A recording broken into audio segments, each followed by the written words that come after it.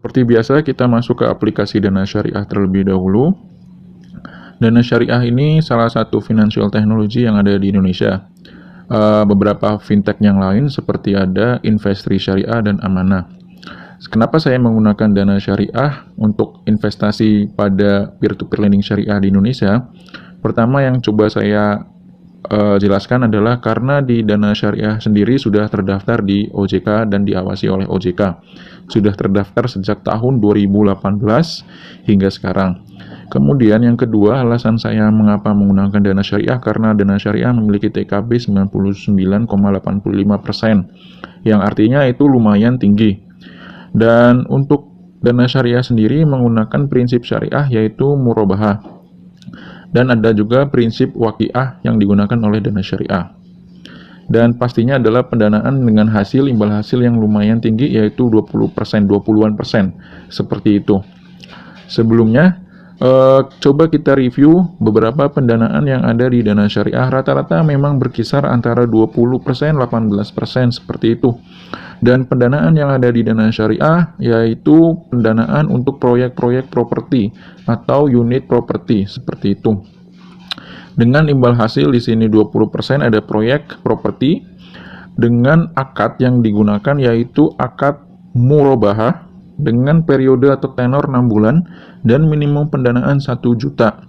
Dan imbal hasil yang diberikan adalah tiap bulan.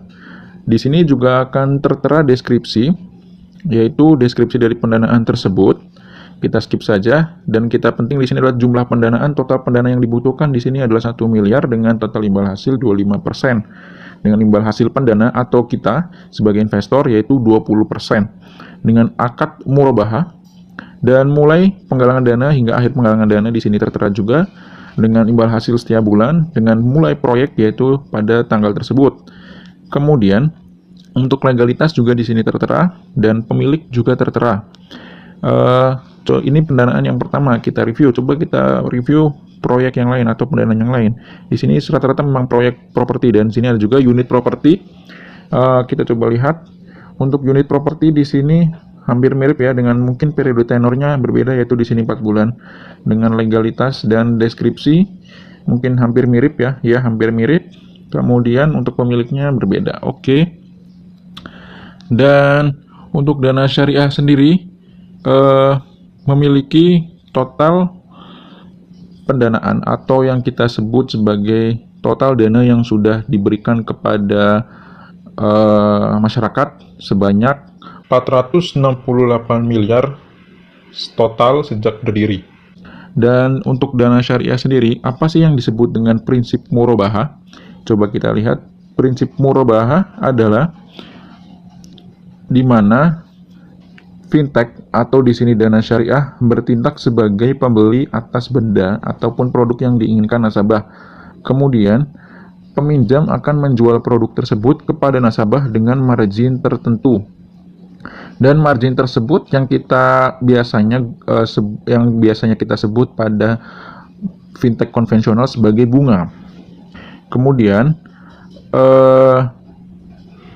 pada akad yang lain seperti akad ijaroh wa iktina merupakan akad sewa menyewa di mana fintech bertindak untuk membeli benda yang diinginkan nasabah.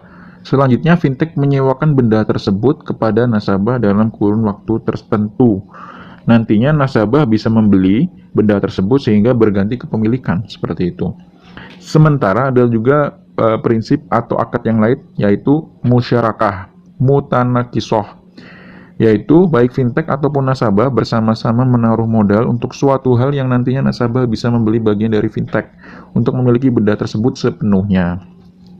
Dan untuk daftar perusahaan atau fintech yang sudah terdaftar di Otoritas Jasa Keuangan per 20 Desember 2019, coba kita lihat di sini ada Dana Syariah pada nomor 53 yaitu sudah terdaftar sejak 8 Juni 2018. Untuk aplikasi Dana Syariah sendiri dapat diunduh di Play Store dan juga iOS Store atau Apple Store seperti itu. Oke, kita lihat portofolio ya. Di sini portofolio saya. Kita lihat dari totalnya. Totalnya itu ada sekitar 40 juta ya, dengan bagi hasil yang diterima sekarang udah 1 juta. Udah 2 juta totalnya berarti. Saya melakukan pendanaan pada bulan November, seperti itu. Untuk bagi hasil tadi sudah saya sebutkan. Coba kita lihat untuk penarikan. Untuk penarikan memang bisa dilakukan ke rekening BNI atau rekening yang lain, cuman saya menggunakan rekening BNI. Untuk imbal hasil detailnya sedemikian. Jadi setiap bulan itu ada sekitar untuk yang pendanaan yang pertama yang nilainya 19 juta, setiap bulannya 190.000. Untuk pendanaan yang kedua nilainya 21 juta, itu setiap bulannya adalah 210.000. Dan untuk sampai sekarang sudah total untuk imbal hasil yang saya terima adalah sekitar 2 juta. Seperti itu. Jadi teman-teman bisa melihatnya di bagian ini, di bagian imbal.